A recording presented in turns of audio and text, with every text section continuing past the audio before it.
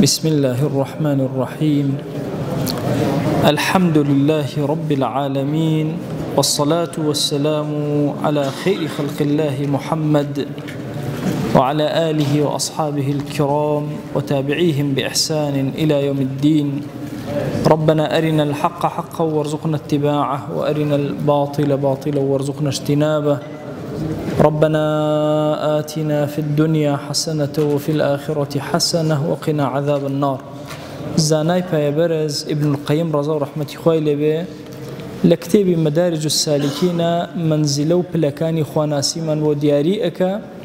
زورق لبلكان من باس كردوي كيكتل لبلكان لبلي خواناسي بريتيلا منزلة التسليم، منزلي تسليم بون ومسلمان بوني طواو ساغ. أفرمي تسليم بون دو جورة: تسليم لحكمه الديني الأمري، أو هيك إنسان تسليم بو أحكاماني كشريعة دايناو، هر أحكامك كشريعة دايناو تو تسليم أبي بي للشريعة. سنة من هي، فرض من هي، مباح من هي، مكروه من هي، حرام من هي، بهرهم وينتو تسليم. برياركاني في غمريان صلى الله عليه وسلم برياركاني شريعات بالطواوي معناه يضل تسليمونتها أو يكم دوام تسليم لحكمه الكوني القدري، تسليمي بو حكمك بيوتك كوني قدري. أم كونو قردونا هارهم ويبيكوا ياساو الرساي هي تو تسليم بياساو الرسا كان. أم قردونا هارهم ويبيكوا ياساي قدري خوا بريوا تو راضي بقدركاني خوا. بوي أفرمي يكمن دانك تسليم بو حكمي ديني أمريكا هرشي أحكام شريعتها هم يتقبل بو تسليم بي. أفرمي خواي قول القرآن مباركة فرميتي: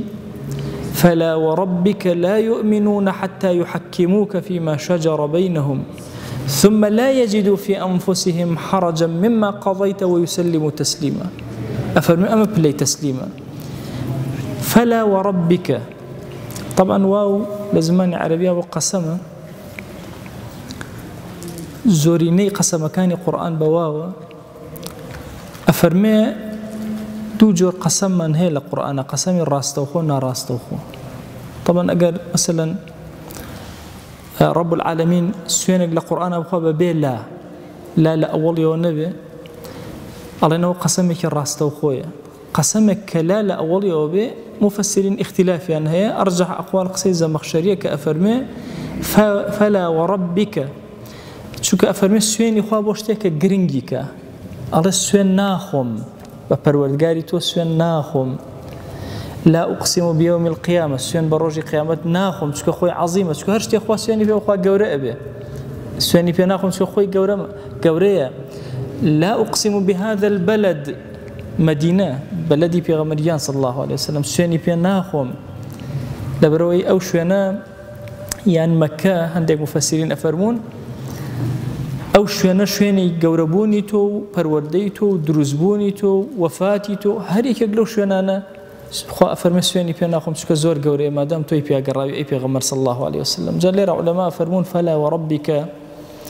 كألي قسم بپروردگاری تو فضيلته زور جوريتي خو بلا قسم بپروردگاری تو أي محمد صلى الله عليه وسلم يعني بحقت پروردگاری تو الله جل جلاله وخوي سوين أخوا سوين كج نسبة أداة بنايتو ربك بنا أداة بنايتو.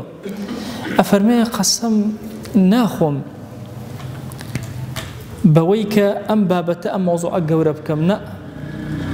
هر خوي بخوي أم موضوع جورب بهيش يواز إيمانيا نية حتى وكتونك نحكم يحكموك فيما شجر بينهم. لو اختلافاتين لنواني أنا دروس أبي توب كانت دادور أي بيغمر صلى الله عليه وسلم كتوب ريارك الدا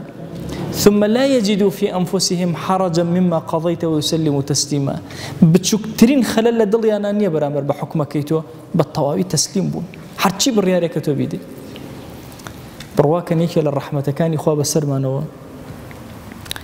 كأمرو لم رجاري إما لم وضع ظروفي إما خلافة إسلامية وحاكمي مسلمانية. أجرنا حاكمي مسلمان بالريارة كي ودر كردي أبي بدلتا لنا وناخي دلتا زري خللنا بكبيرنا خوج تسليم بكامل. وبابەتێکی زۆر دقیقە ئێمە زۆر کات باسی حکمی خوا ئەکەین ئێمە بەس بۆ ئەزانین حکمی خوا یەکێ دزی کرد دەستی ببڕ یا یەکێ زینای کرد بڕێداری لێ بێ حکمی خوا زۆر گەورە حکمی خوامان هەیە لە ئاستی شەخصە لە ئاستی ماڵە لە ئاستی دادگا و دەسەڵاتە لە هەر هەمویانە نابێ زەڕێک لە دڵ و دەرونی تۆیە خەلەلێک دروست بێ بەرامبەر بۆ حکمی خوا تەسەوورکەن بیرکەرەوە ماڵەکەی تۆ کە خۆتی تایت و چەند ساڵە تۆی تایت و ئەمانە کەسێک هاوتی کاکە هی منە معارەزە لە بینی تۆ ئەوە دروست بوو حاکم دای بوو نابێت لە دڵتا بچووکترین خەلەل دروست بێت بۆیە فەرمێ مەلایەکە بوو لە گوڵب جارێکتر عەرزم کردوون ئەفەرمێ باخێکی زۆر جوانی هەبوو کۆمەڵێک گەنج هاتن وتیان کاکە بە میراتی بەشێکی ئەم باخە هی ئێمە ئەڵێ بوو بە کێشە لە بینیانە کێشەکە ئاڵۆز بوو گەورە بوو ئەڵێ ئەخیرەن چوونە لای ئەم مامۆسایە و مامۆساکە وتی باشە شەرعتان بۆ ئەەکەم ئەفەرمێ کتابی منهاجی ئیمام نەووی دەرهێنا بوو وتی کاکە گیان ئەم ماڵە بە پیاوە پیرەکە ئەم ماڵە هی تۆ نی ڕێک ئەم گەنجانە ڕاستەکەن ئەم ماڵە هی ئەمان ئەڵێ ئەوژوتی دەی مامۆسا بە کام دێڕ تۆ حکومە کردووە وتی خۆ تۆ خوێنەواری منێ دێڕە بۆچی وتی نەحەرەبێ بزانن وڵا بەو دێڕە ئەوە تا ئیمام نەووی وا ئەفەرمێ ڕێک ئاواکە ئەوە تا تۆ خۆ شاهیدی نیەوە تا ئەوان سوێنیان خواردەوە کەوتە بەر ئەوان ئەڵێ وتی تخوا کام دێڕەکان وتی ئەو دێڕە ئەڵێ ماچێکی دێڕەکەی وتی ئەلحەمدولله بەهۆی ئەو دێڕە و نەجاتم و نەچوومە ئاگر سەیری ئەخلاقیاتی کەسی ئیماندار کە لە کاتێکە بڕیارە بە پێچەوانەی ویستی ئەوە درێ ئەوە تەسلیم بوونە نە ئێمە هەزار فرد و فێڵ بدۆزینەوە بۆی وەڵا لە حکمێکی شەرعی ڕزگارمانێ ڕۆعەکەی جاری وا هەیە کەسێک ئەوەندە ئەگەڕێ ئەم مەلا و ئەو مەلات بەیعێکی کردو بەتاڵە حەر بە زۆر ئیلا ئەبێ بەیعەکە وەڵا ئەبێ بە دڵی من بێ ئینجا تەواو شەرع شەریعەت ئەوها نییە یان جاری وا هەیە گەنج و شەباب پێیان وایە ئەبێ مامۆسایەکی ئاینی وەکو ئەوان بیرکاتەوە ئینجا بە دڵیانە وەرەمە دینە دین حەقی نییە بەسەرەوە هەچ يعني أبي منزلي تسليم لأخوة ناسية بكامل تو تسليم بوي راضي بوي بوي أفرمي أما الزور قوري أم آيات ابن القيم أفرمي سي مرتبة يكي أبي التحكيم بس بشريعتي خواكي نتي بشريعتي كتير راضي بي تنها بشريعتي خوا راضي أما يكدو ساعة صدري بانتفاء الحرج أبي لدلتا أو اندسنجد فراوان بيبو الشريعة حرج بالريارك لسدرا قبولت بي تصور كجاري وهي بريالك اللي دي بيغمريان صلى الله عليه وسلم أفرمي كراغات أن لقيامات بجاري وأن فرق تانية زمان شيرين ترى يشكت هكذا من سير زمان تانا كم سير الظاهرة كم كسي جيد أمن ده حجة كان جوان الرازينة وقناعتك ملايك شرع وهي كسي جيد ولاي أي تسخوش يا ربي أي خوا جزاوات هو طبعا هنا تايبة اللمزقوتي خومانا بياو إخوة بايدار جاء فرمي دواميان ساعتي صدر سنجيتو يك خلاليتيا نابل لسر أوي أم حكمة بوشي دجي من بو لهر شتيكابي لهر ما مضيكابي سيهم أفرمي التسليم بالطواوي تسليم بيبم أحكام الشرعية قبولك بويا شريعتي خوا جل جلاله زور قوري ئێمە زۆر کات کە باسی تەقنینی شریعەتی ئیسلامی ئەکەین یان بوون بە حاکمی شەریعی موسڵمانان و ئەزانی زۆر ئاسانە بە شتێکی بەسیط مەسەلەن لە کۆڵمان ئەکەوێ ناوەڵڵا مەسەلەی تەشریعی ئەم پەیامە شیرینە زۆر گەورەیە واللهی کاتێکەوە ئەبێتە حاکم ورد و درشتی ژیانی ئێمە لەژێر تەقنین و قانونە ئەی تەسەوور کە تۆ بیرکەرەوە چەند ماڵە پەیا کردووە وەرەوە بڕۆ ئەوانە باوکت ماڵەکەت داگیرکە قبوڵ یەکەی پێغەمبەریان صلی الله علیه و سلم پیاوێک هات مشاجرەی بوو لەگەڵ باوکی ئەوتی ئەنتە وەمالوکە لئەبیکە خۆشت و ماڵەکەش هی باوکتن هەموو یا بە باوکی تێ بیرکەرە بزانم تۆ ئەتوانی قبوڵیکەی و حەرەجێ لە دڵتانەوەی وە تەسلیمیش بی ڕازیش بی بۆ تەحکیمەوە زۆری تر لەمانە بۆی ئێمە کاتێکە باسی شریعەتی ئیسلامی ئەکەین و باسی تەحکیم ئەکەین لایەک هەوڵی بۆ ئەدەین و دوعای بۆ ئەکەین لایەکیش زۆر خەمدامانەگرێ لەوە چ شریعەت پێچەوانی ویستی من بێ ئایا من ئەو موسڵمانە ساغم کە قبوڵی کەم تەسلیم من پێی دڵم یەک زەڕە خەلەلێکی پیان نەیەت شانازی کەم بەوەی ئەو حکومەی خوا بەسەرما جاری کرا بۆیە سیرەکەی لە 600 ساڵی حکمی ئیسلامیە 600 ساڵ يكس للزنايا بالشاهدي داري حد لنا درا شصص بس باعتراف هركس كاتو توتي مثلا لخدمة بيغمريانا صلى الله عليه وسلم ماعز وغامديا يا رسول الله داري حد من لدرك عقوبة من بدا زنا من كرد يتر أبو شوازة تاش شصت صالح حكم إسلامي إن جاك حالة درويدة يك حالة درويدة بالشاهدي أيش بأشكره لكناري درياك جنوبيا كارنا شرعيا كردبو كخلقك زور بيني والشاهديان لسردا أجنا أو حكم ثابتنا أو دواء شصت صال لدواء شصتك شو جاري كتير ثابتنا بوت هموي هاتو كبر اعترافاتي خوي بو هاتو بس باكم كانوا بو إلى قيامة هاتو شيء وأنا من بلا مصيبتنا بم بوي إما أجر تحكيم الشريعة بو أبي بقينا بلاي تسليم بين بهمو يا سكان الشريعة همو أو كشريعة وستويتي وإرادي كردوا بهمو قبول معنا اللي بينابيا فداية كاري أكين مال وثروة وسامان وجيان وروحمان فداية شريعتك أكين أفرمد دوهمين دانيان حكمي قدري طبعا مسلمان أبي الزور إيماني بقضاء وقدر هبه يك ياسا باسك ابن القيم أم ياسا زور قرنج إما دوجور قدر من هي أقتني قدرك من هي تو أبي محاولة كروندا يا أجر رويداها والبين يلي قدرك من هي طوا تسليم بونمونة تو بعين نخوشك تو بقدر إخوان خوشكوتي واجب لسر أبي دواء نفسي خودك إيه بتشي بدواء نخوشك أبي بقري أبي شهرسري خودك قدر لبرامبر قدر أوستيتو إمام عمر رضي الله رحمة الله لبكاته كشامي بجيه الشام طبعا وبايك زور قرز وكو كورونايت يابلاو ويو إمام عمر مشورتي كرت شنجارك بأصحاب شيب كم بتمناه الشام ويا نسو الأخيرة بالرأي ده النروة بقرته عبد الرحمن كري عوف بيوز وتي أتفر من قدر الله قدر إخوان رأكي يا عبد الرحمن تونبوته نعم أفر من قدر الله إلى قدر الله سيري أوتيجيش نكا بل لقدر إخوان رأكم بقدر تري إخوان وابن القيم فرمي قدر كان دو جورن جوري كان تسليمي أو جوري كان جنگي أو جنگ أفرميك أحمد مفتي زادة مرحمة بي أخوة أفرميك لسجن أبو أفرمي هندي للطلاب وتلبكاني هولي أن أدا زور خوان مانو أكربوي رزقاري كان الله مواجهي كان حرشون أو ورقرت الله فرموي بهيش يوازي الرازي من يكستان هول بدا بوي من رزقار كان نابي بهيش يوازي أما قدري خوايا أفرميك لطلبة كان لي فرموي قربان تو إيشي خوتكي لسجن أمانيتو إمش إيشي خو من هي لدرو قدري كتير من هي لدرو واجب لسر ما نبي وجه بجيكل أبي برين بدواء أو برين أبي توبر بين هول بين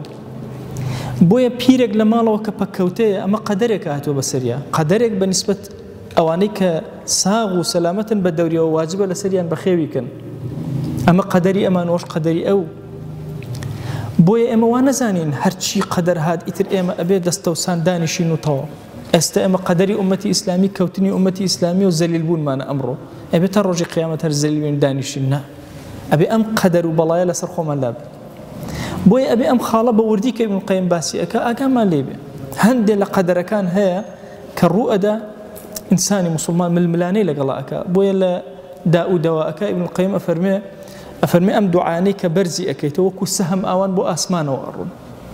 أفرمي بلاكانش كيان أخوار قدري بلاكان هارهم إلى أسمان وين أفرمي أم سهمانا كبري أكيت جاري وهي دعاكد أوان دبه زرك لا يبقى قدرك لسرد بلاكن لسلاش أفرمي جاري واشي هواشي كتو بهواشي قدرك بركة شو كدعاكاني تو راجير يعني كلو بسر سرتو بوي إما إيمان دار لما سلي تسليمي قدرية أبي الزور جوان لما حالبين أما حكمك كوني إلهية لنا حكم كوني إلهية كان إما أبي راضي بين بكامل تسليم بين بقضاء وقدر بلام قضاء وقدر أكين دوبة شوى بشي كان مقاوميتي أكين بقدر يكتر نفر من قدر إلى قدر وداني كتر شيئا بالطواوي تسليم أبي أفرمي أما لما سلي أحكام الشرعية دروزنية بزر أقام الليل مثلا الأحكام الشرعية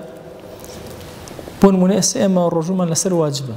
كسك من بياني هالصيبلي والله هيك بأخواتنا توان بالرجوم بالسفر يبكم بوي بالرجوم نبم دروزنية ولا ما أفرمو السيري مبتغايا مكسا أكريه ئەگەر سەفەرەکەی تەنها لە پێناوی ئەوە کردبێت کە بە ڕۆژ نەبێ هەربێ بە ڕۆژوو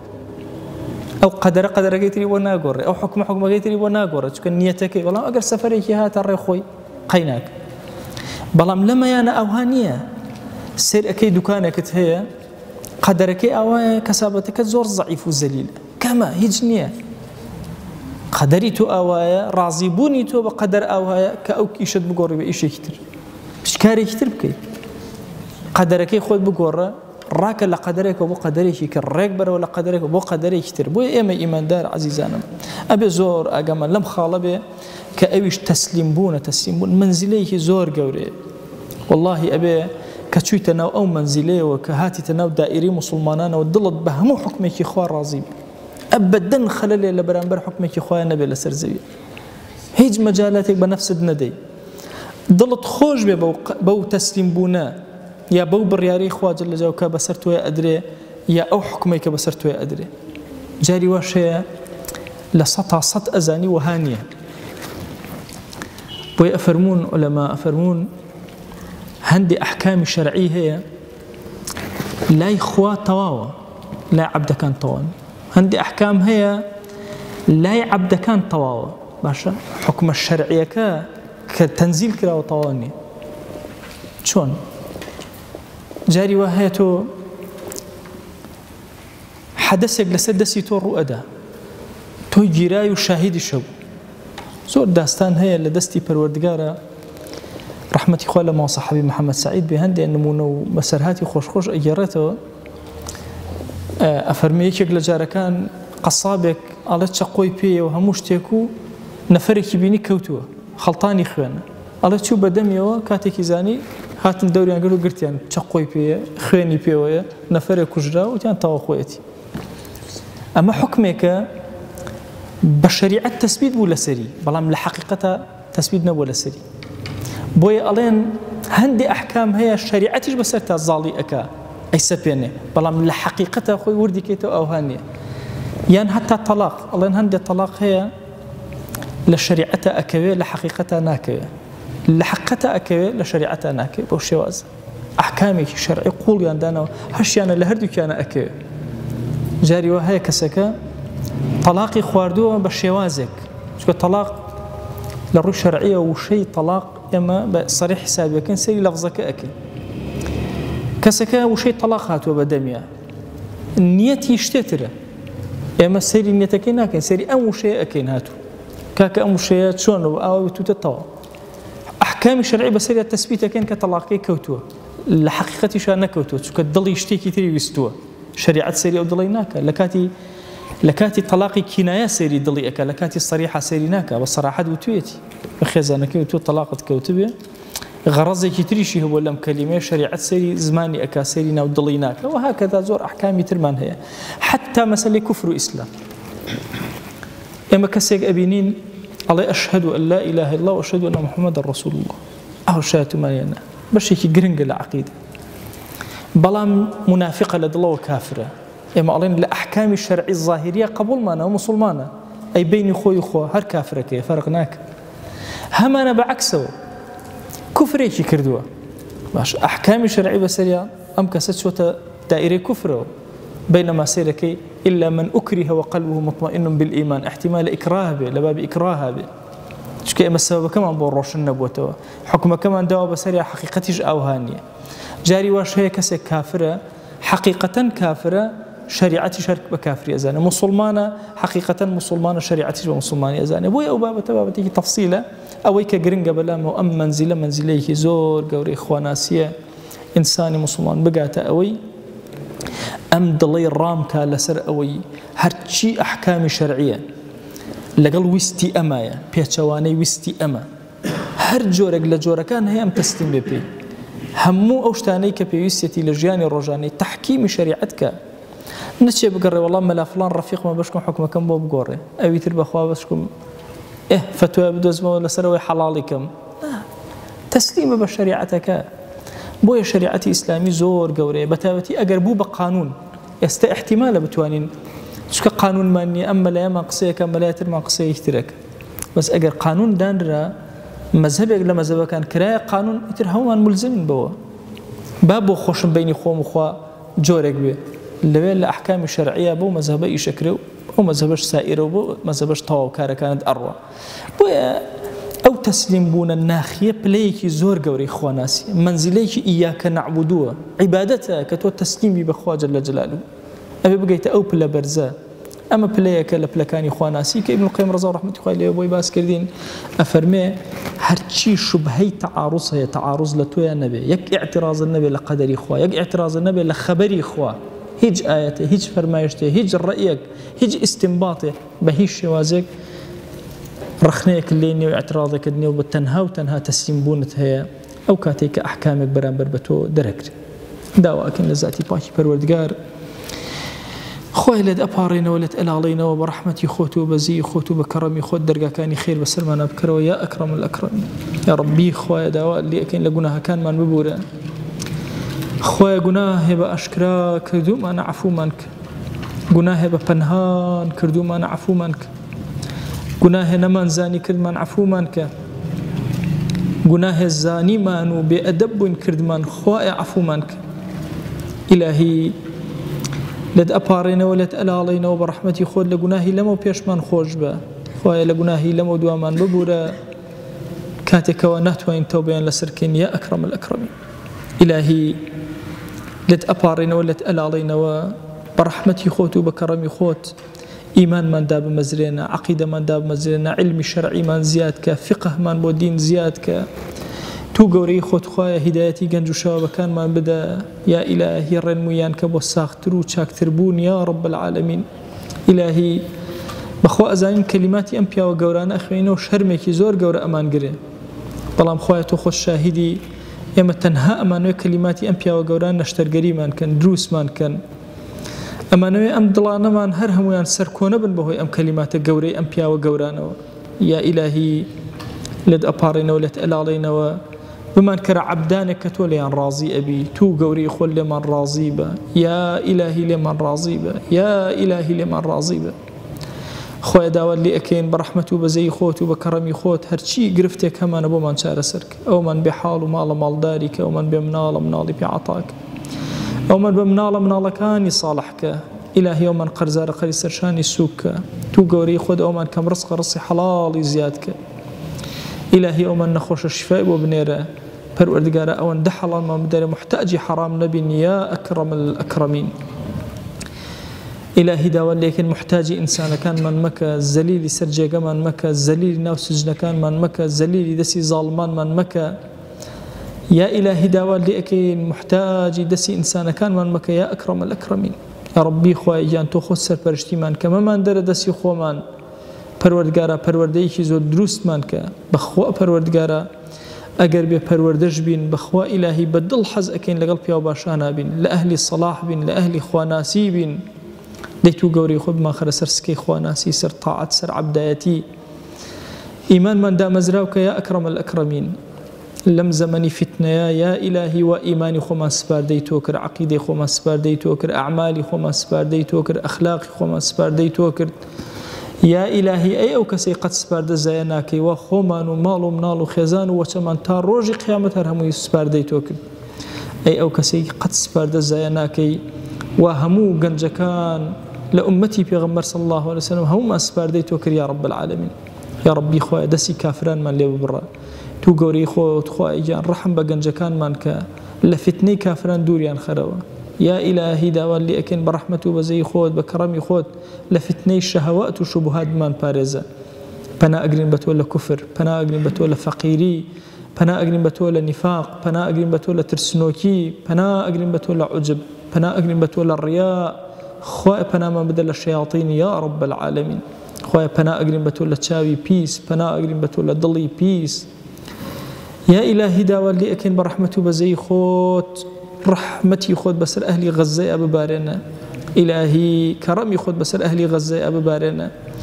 پروردگارا أقرو أسني همو جيهان بسر أوانا تاقي كراي وخواه بهانا نورا